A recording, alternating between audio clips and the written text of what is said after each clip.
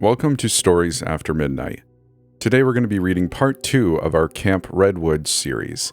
This particular update is titled, Our Counselors Are Not Who They Say They Are.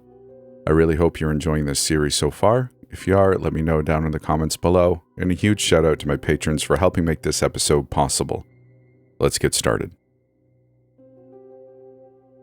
Welcome to Camp Redwood, the feel-good camp for all ages.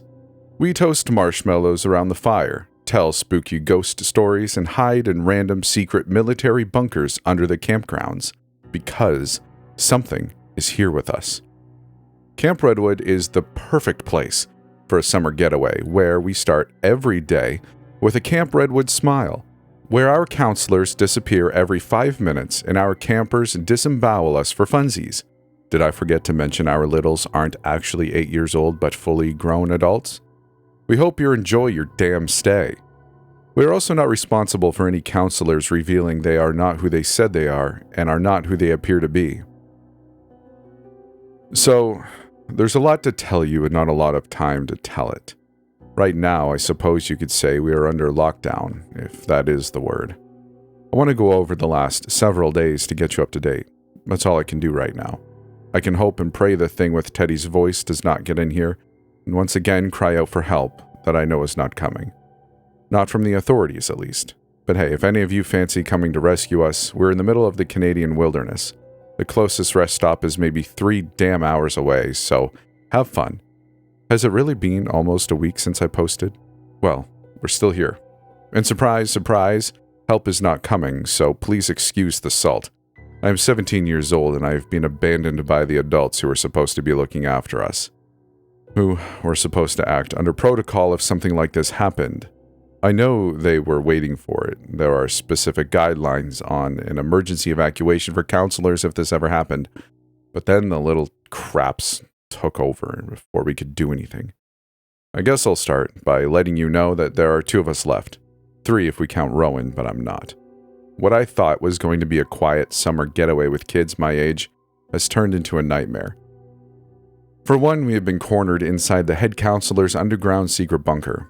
If you want to know why she has a secret military bunker, I guess you should keep listening. Because it gets weirder than animal crackers having the power to turn adults into kids and vice versa. When I made my first post, I thought that was it for us. I thought for sure there must have been a self-destruct somewhere, which meant whoever was running this camp was waiting for something like this to happen. I was sure we were going to die. So after making the post, I have to admit with y'all, I just slept. I curled up, tried to ignore Harry and Carmel calling out our names through childish laughter. I went to sleep with the thought in my head that I was completely at peace with what I had done with my life. Sure, I was young.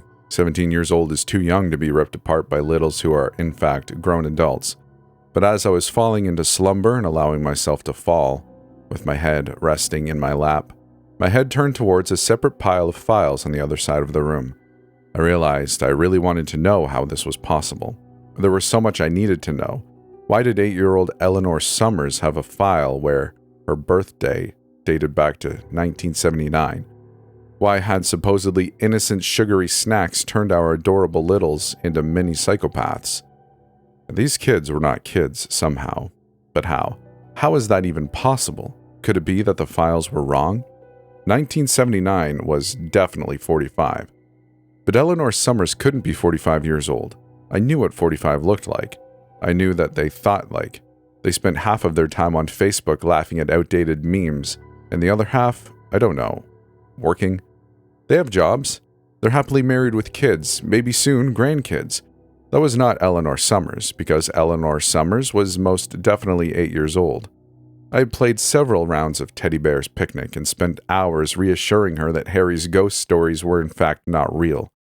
Enough times for me to know that this little kid was little and a kid. But something was bothering me. More than the secret military bunker and magic age-regressing animal crackers. When I first signed up to Camp Redwood, one of the taglines to gain attraction had been, "Solve mysteries in the woods in the dead of night, with nothing but a flashlight and your fellow campers." I had no idea I would be solving this thing on my own, trapped inside a bunker. "What are you doing?" Rowan, who was still looking through Allison's dinosaur laptop, turned to me with half-lidded eyes. when I slowly got to my feet, careful not to make too much noise, and crept over to the pile of separate files which seemed to be crumbling apart from age. He kept his voice low, but it sounded almost like a whine. He could have been scared, but from the way he was sitting cross-legged with a frowny face, I figured something must have been going on with him. The guy looked tired, more tired than normal. The bags under his eyes were practically shadowing his face, and were an odd contrast to unusually ashy-colored cheeks and slightly dilated eyes. Still, though, Rowan refused to look vulnerable. I caught a glimpse of Harry's Ray-Bans sitting on his head, pinning back thick dark brown curls from falling in front of sleepy eyes. Maybe he was finally losing his cool and breaking out of the well-constructed facade he'd been hiding behind since Teddy's disappearance. We had just narrowly escaped a crowd of psycho littles high on age-regressing sugary snacks who were doing the who the hell knows to the other counselors who had been captured, so I didn't blame him for looking like that. I guess he couldn't look me in the eyes because in Rowan's mind, he was the reason why this happened. He was the leader, and the camp had fallen to psychopathic little 8-year-olds who had taken half of the counselors hostage, and the other half, most likely taken apart in the physical sense. After what we had witnessed in Cassie's cabin, still though, it wasn't Rowan's fault. He could sit there and pull a face all he wanted. It's not like I was going to blow up at him for getting us stuck down here. He actually saved us. And trapped us, judging from the footsteps upstairs. Carmel and Harry still bouncing around looking for us. It was a game in their heads. The littles thought it was cat and mouse.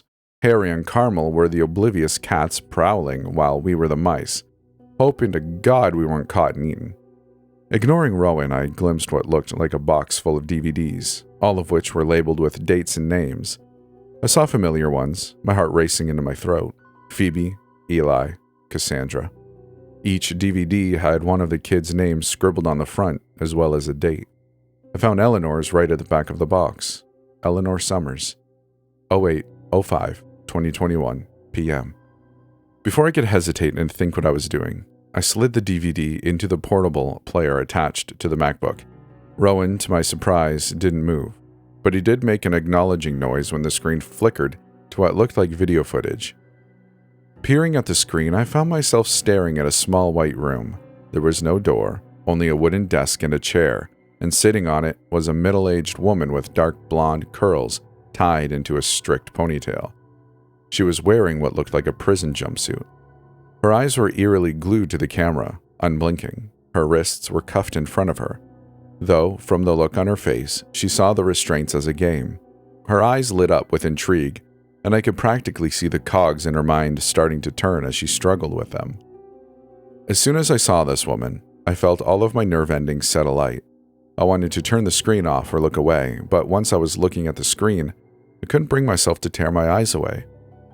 Let's try this again. There was a woman off screen. She sounded young, too young to be in that kind of authority. I figured there was no way teenagers were being hired as special ops agents, but I guessed I was wrong. She cleared her throat. It is 4:35 exactly, August 5th, 2021. My name is Agent Lemrak, she stated. I'm asking once again for you to comply with us. As I have said several times, the court are willing to listen to your sentence if you plead guilty with insanity. The woman surprised me with a snorting laugh. She seemed to come alive, leaning forward with animated features, her brow reaching her hairline. She was acting like a child, bouncing up and down in the seat, her lips stretching into a wider grin. What did you just say? There was a pause. I could tell the woman was intentionally antagonizing the interviewer. It means you have been legally declared insane. The interviewer stumbled over her words slightly. Mrs. Summers, it would be in your best interest to work with us to lessen your current sentence, which at the moment is standing at... The sounds of shuffling paper crackled through the speakers. The interviewer cleared her throat again, rustling paper. 36 years, without parole. The woman didn't speak, only continued to smile, and the interviewer delved further into the sentence. If you do in fact plead guilty with declared insanity, you will be sentenced to a program which is in the process of supporting and rehabilitating people with your... She caught herself for a moment. I could tell this interviewer had a biased opinion, and it was definitely showing through her interviewing style. I could hear the rapid intakes of her breath as she hurried through what seemed to be a script she was reading from. Conditions, she finished. The Redwood program aims to help people exactly like you. Redwood, I thought. Like Camp Redwood? Rowan whistled behind me. I guess I could call that a reaction. The guy was probably still in shock after seeing Cafe de Teddy splattered all over little Cassie's cabin floor. I should have known those little bitches weren't playing Operation for 8 hours straight. Turning my attention from Rowan and back to the screen, the woman in the jumpsuit appeared to have changed tactics. Her expression twisted into nonchalance. She leaned back in her chair. I'm not bleeding insane. Because I'm not insane. Mrs. Summers. The woman cut her off. I'm not crazy. She raised her hands. I'm doing what needs to be done. She leaned forward. Humanity suffers in the skin. We age and die in how far? How is that fair?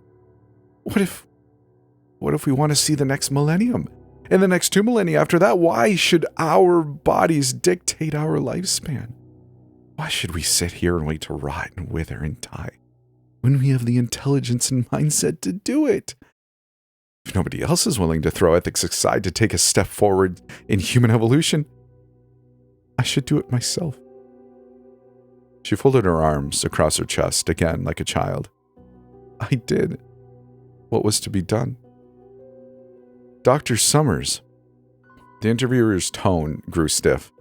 You and your colleagues conducted illegal and unethical procedures on your family and friends, as well as 4 other victims. The woman inclined her head. You have a daughter. Am I correct? I have a son. A child you killed, Dr. Summers. The interviewer retorted in a hiss which was definitely expressing emotion. She ignored the mention of her daughter, but I could tell it had rattled her to her core. Her voice had cracked. This case was close to her. That was obvious. Without seeing the interviewer herself, I could sense how uncomfortable she was. Shuffling in the chair every so often, I could hear the sound of her rubbing her hands on her knees and tapping her shoe against the chair leg. She oozed anxiety, and not just from her tone of voice, but the way the frame seemed to move with her. Dr. Summers, you used your son in your research, along with several of his friends. This was not science. Her voice shook. I heard her sharp inhale, unprofessional but very human. Instead of staying stoic and keeping to script, this agent was cracking apart. It was murder. Agent Lemrak, concentrate on their interview only. An official voice crackled through what sounded like an intercom on screen. Got it, she spoke through her teeth. The woman was finding wounds and pressing on them. She was scanning the interviewer for vulnerabilities and preying on every insecurity. She leaned back, speaking through a sigh. Without my son's sacrifice, we wouldn't have created an answer to death, to growing old and dying and leaving loved ones behind. Her voice softened into a murmur, but I didn't trust it. After identifying the shattering pieces of this interviewer, which were very clearly visible in her view, the woman was taking advantage. Agent Lemrak, you have a daughter. Am I correct in saying her name is Mari? That is not relevant. Glioblastoma. Dr. Summers' lips curved into a sickening smile, hidden behind mocking sympathy.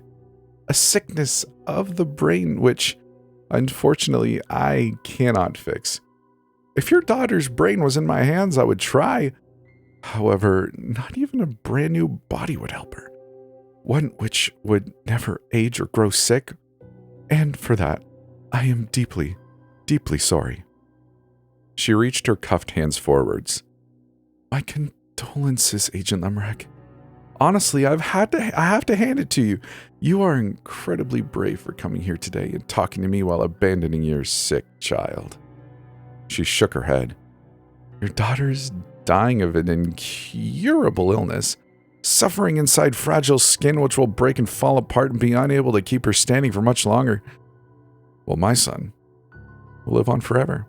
He will see every millennia, a planet which will crumble and build itself back together, and maybe the end of the universe itself.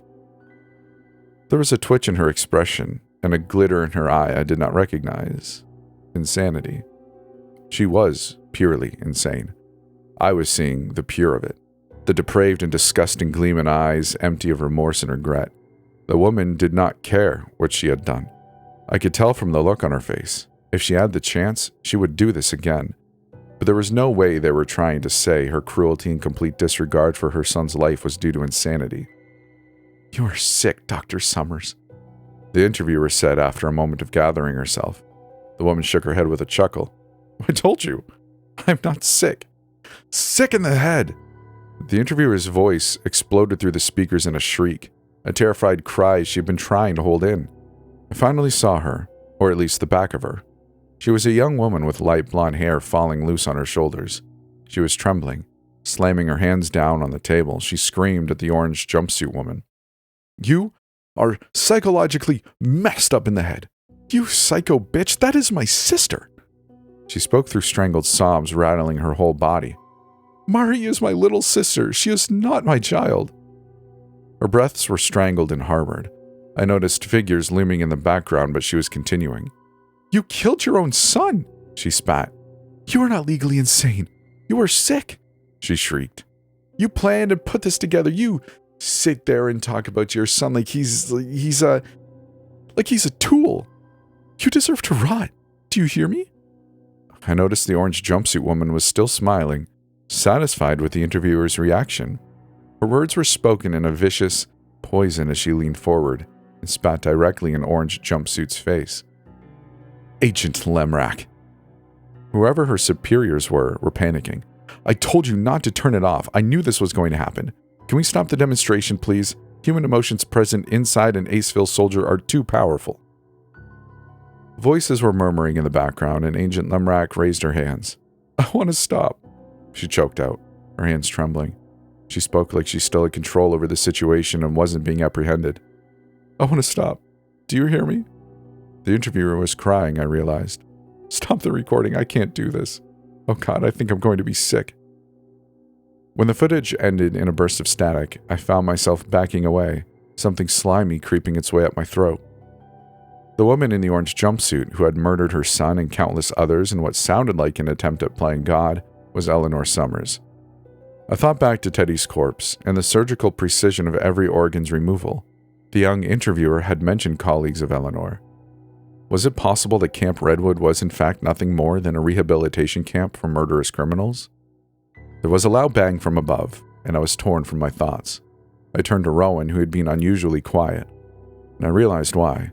When I twisted around to find him 3 inches from my face, his labored breath tickling my cheek.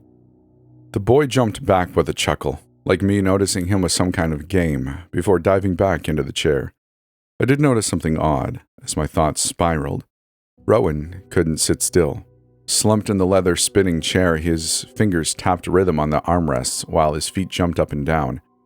In the dim light of the bunker, I glimpsed a sheen of sweat glistening on his forehead and the flesh of his neck. He looked to be feverish, and now that I was looking at him properly, all of my attention on the boy, I noticed small things which seemed off about him. For one, he wasn't coming up with a plan. Rowan always had a plan, even if he wasn't completely sure of it or was completely winging it. This time, though, he was strangely quiet. I found my voice when he stuck out his tongue at me. "What are you looking at?" "Rowan," I spoke softly, careful not to garner attention from above us, where Harry and Carmel were still clamoring around, playing games. "Are you feeling okay?"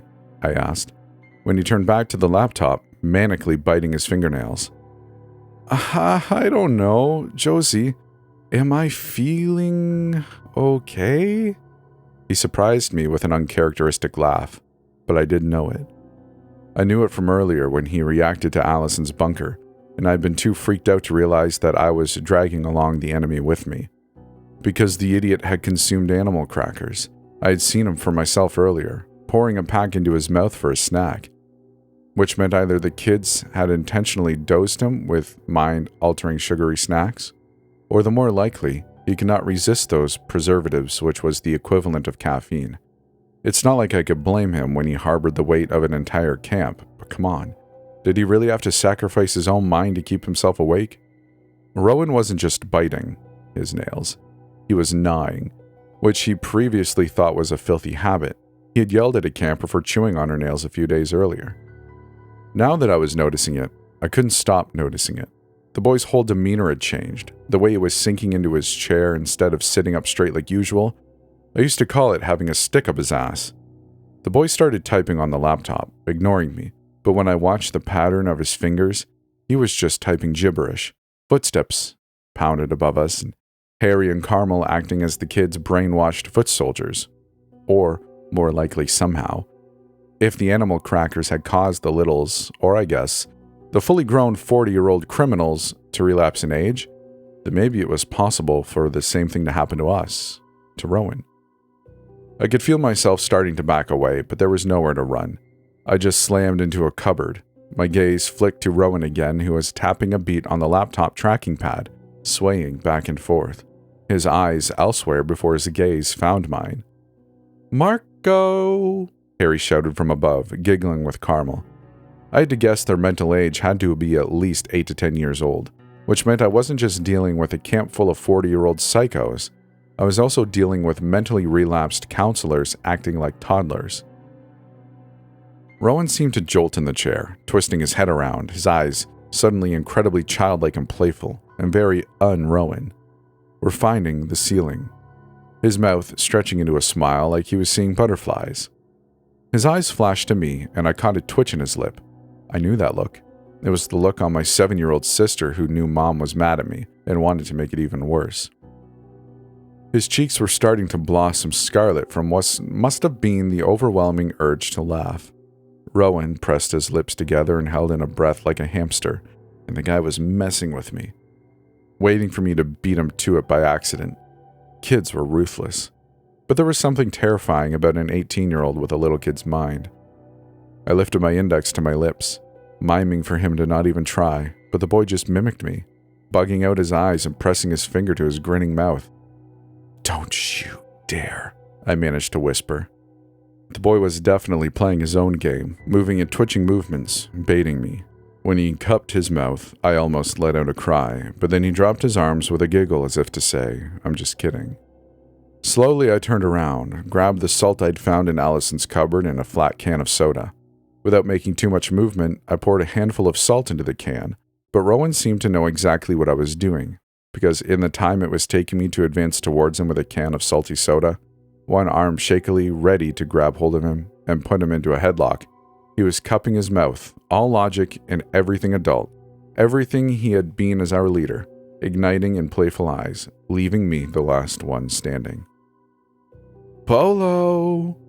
By the time Rowan had managed to reveal our hiding place in a spluttered laugh, I had hold of the squirming boy, one arm wrapped around his neck, my other forcing the can of soda into his mouth. I had definitely miscalculated his strength. During Camp Redwood activities, he was always the last one to come back from the trail, holding his knees and panting. I figured he was unfit. However, I was wrong. Underneath his shirt, the guy had some serious muscles. It was like attacking a brick wall. However, Rowan was mentally a kid, so I had my intelligence and logic on my side. When it became obvious I wasn't going to get anywhere with brute strength, I resorted to tickling him, which made him squirm, squeaking out a laugh, which he opened his mouth to yell at me to stop. I took my chance, thrusting the can into his lips and holding his nose so he swallowed it down. "No!" His laughter turned into muffled yelling, as he batted his fists at my chest. "No, no, no, get off! Get off!" His body convulsed as the salt did its job, causing the boy to lurch to his knees and choke up forbidden animal crackers in a gooish sludge which turned my stomach. By the time Rowan seemed half himself and half not, still kneeling, his head pressed against the floor, Harry was poking his head through the door with a goonish grin. "Found you," he giggled, before forcing the door open, allowing Carmel and Kaylin, freshly caught and mentally turned into littles, to advance down the stairs with equally terrifying grins. There was something wrong with Harry's face, and I only realized it when the guy himself was hauling me from the bunker. Carmel dragging a barely responsive Rowan. There was nothing in Harry's expression, only blind, childish excitement at winning the game. When he dragged me out of Allison's cabin and threw me to the ground, I realized he too had insane strength I had not been expecting. But that thought quickly retracted when I was seeing his face in the light of a crescent moon, lighting up the sky in eerie glow. Harry's cheeks were puffy and swollen. His right eye was bigger than it should have been. When he spoke, his voice was more of a lisp. This was something far more realistic than magical animal crackers messing with his brain. He needs help, I managed to choke out when Carmel wrapped jump rope around my wrists. Next to me, Rowan was refusing to get up, still choking up salty soda, groaning into his hands. Every time Kaylin tried to restrain him, he hissed out like an animal. Do you hear me? I struggled violently. Harry needs... Bang, is what it felt like. The feeling of something, what felt and sounded like a toy car colliding with my temples, sent me onto the ground, my head spinning itself off of its axis. I remember lying on my back and frowning at the moon, which almost looked like it was getting closer to me, blurring into a white ball of light, before reality sunk in, and it was, in fact, Carmel's Converse coming down to finish me off. I didn't stay knocked out for long, but I did dream. I think you can call it a dream. I was lying in bed at home, my room drowned in the dark. I was cozy, curled up in my blankets, when a clammy hand slammed over my mouth, rousing me from slumber. There were two figures in my room. They didn't have faces. They just existed as shadows, silhouettes, before one of them raised something above their head, and impact. It was the same impact as the toy car hitting me, snapping me back to that night. It wasn't a dream, because I remembered his clammy fingers over my mouth and his hisses for me to shut up as he dragged me from my room. My parents stood in front of me with expressions of sympathy, basked in warm light. My mom and dad looked almost otherworldly. For the best, was what they mouthed when my own phantom screams slammed into me. I asked them why, and they didn't reply, allowing him to pull me further and further from what I knew, from my life as I knew it. But that couldn't be real. I had memories of getting on the bus to Camp Redwood. I would recall the whole journey, so why? Why was my tangled mind saying otherwise? When I gathered myself, the first thing I realized was I was sitting down. I was outside, cool night air grazing my bare arms. There was something attached to me, jerking violently, and it took me several disorienting blinks to understand that I was tied back to back with Rowan. My head pounded, and something wet and warm dripped down my temple. Great. I could add head injury to the long list of things to worry about. Let me go, you little witch. Rowan was back to himself, though from the muffled hissing and the sound of choking, I had to guess he was being force-fed animal crackers. Let me, little damn... Rowan, I managed to get out in a croak. Through flickering eyes, I caught a glimpse of a familiar figure dancing around us. Shivers rocketed down my spine, and I wrenched at the jump rope restraints, but they did a surprisingly good job of restraining my arms behind my back. Eleanor was with Rowan, while Eli was knelt in front of me.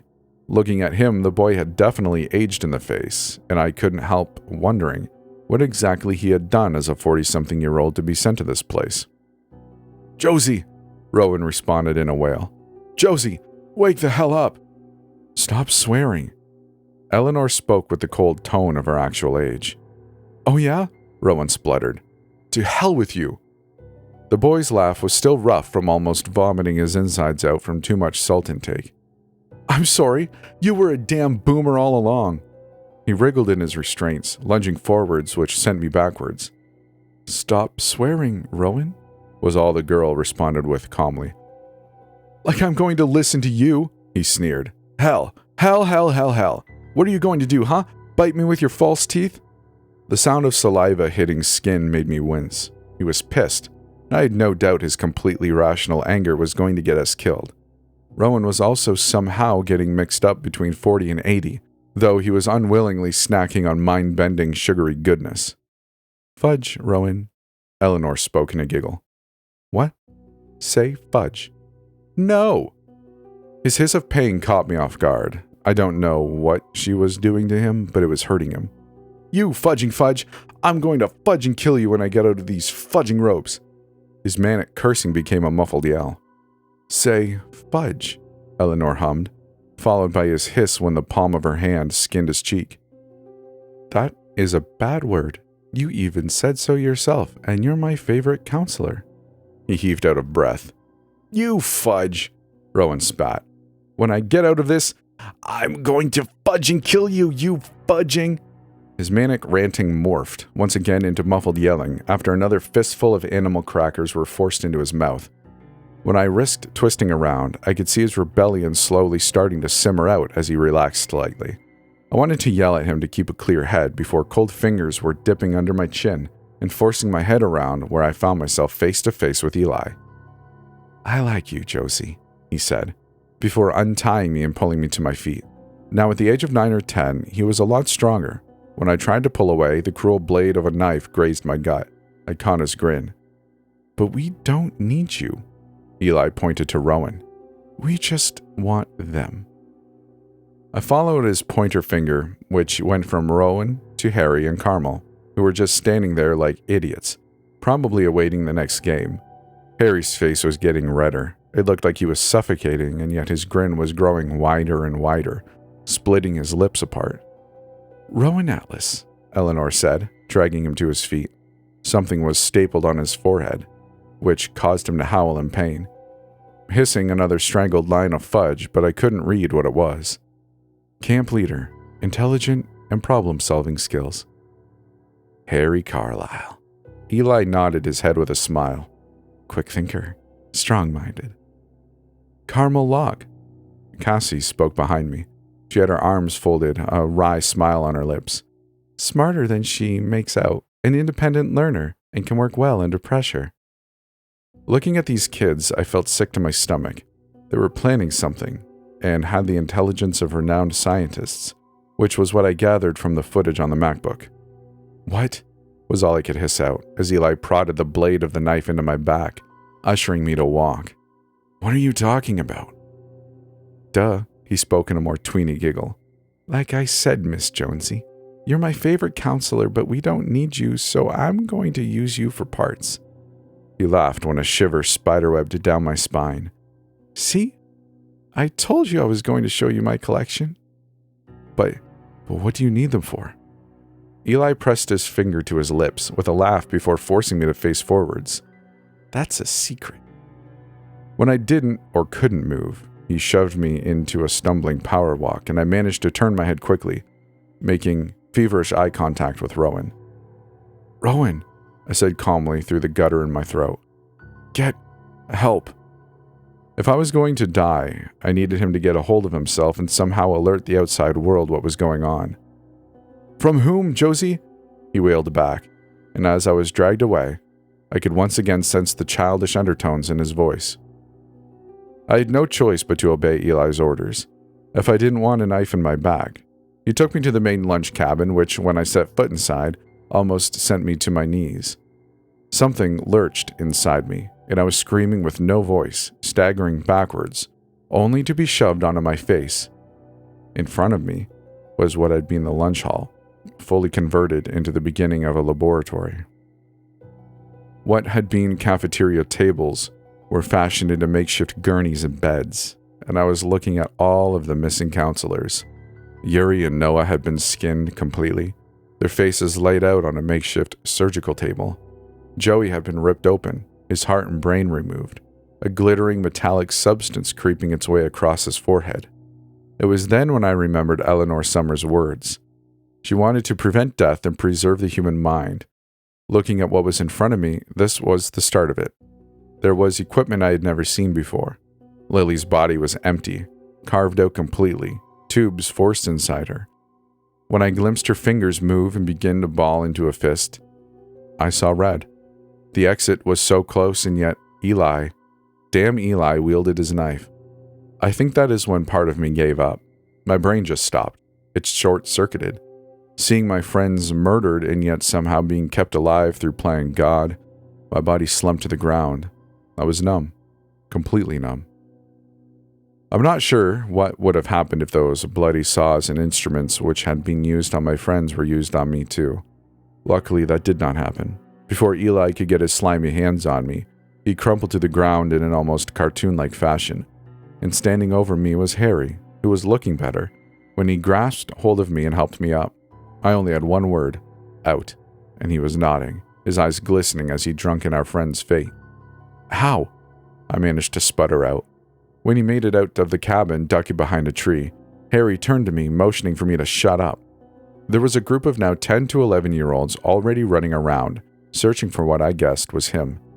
"I'm allergic to peanut butter," Harry murmured, his grasp tightening on my wrist as he led me across the camp, the two of us stumbling. What?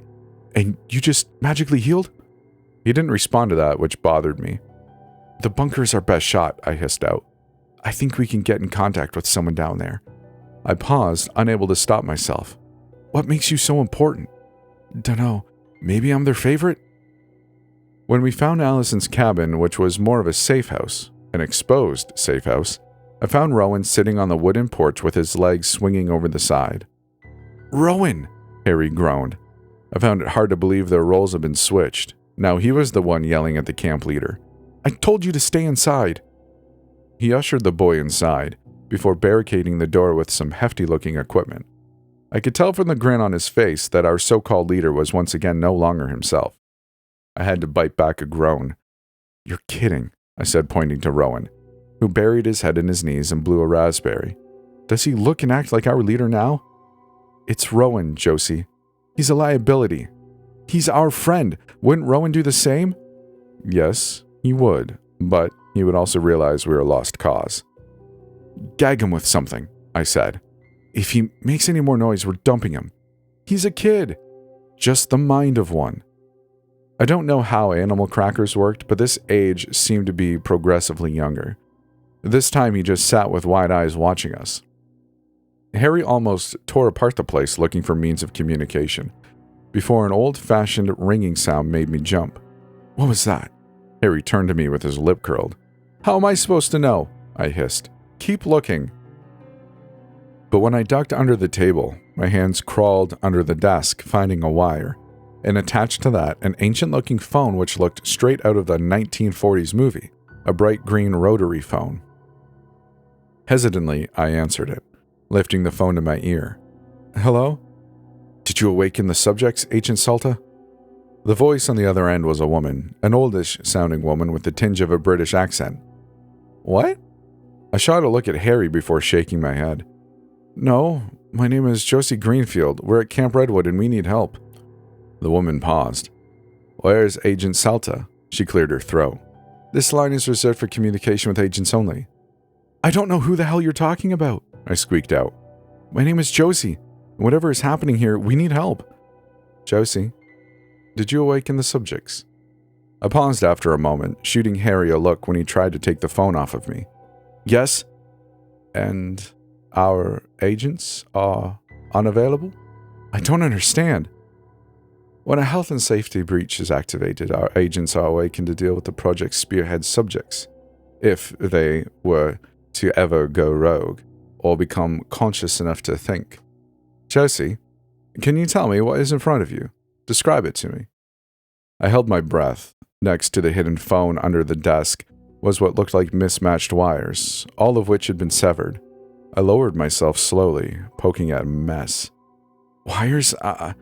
I see cut-up wires, I whispered. Does this mean they know about you? She hummed. That makes sense. The only way to activate our sleeper handlers would be to send out the signal. You appear to have been sabotaged. Unless activated manually, our agents cannot help you. I am sorry. They are your problem now.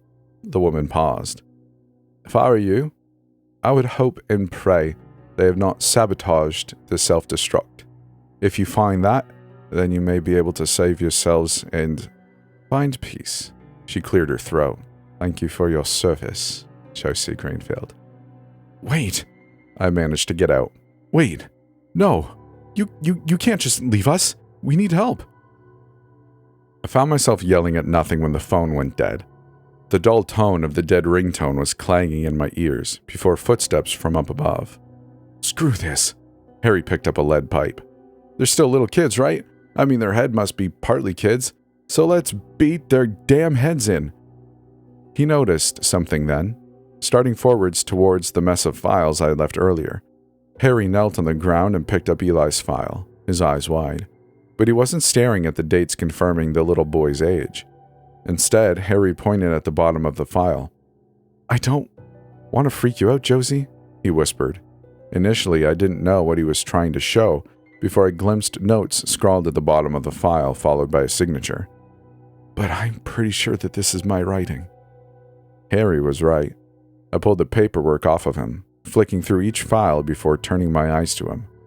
Who the hell are you? A clanging sound from above broke the tension, and whatever Harry was about to reply with was strangled in his throat.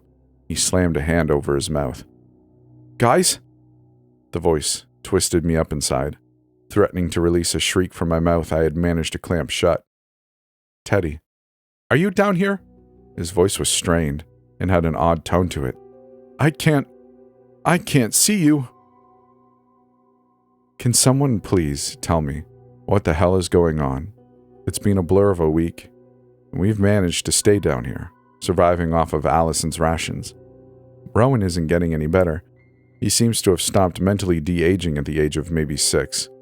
Harry has spent the last few days trying to get in contact with anyone, but it's like they are ignoring us. I've been looking through everything I can find on Project Spearhead, but nothing points to Harry being involved, so how is his signature all over the files?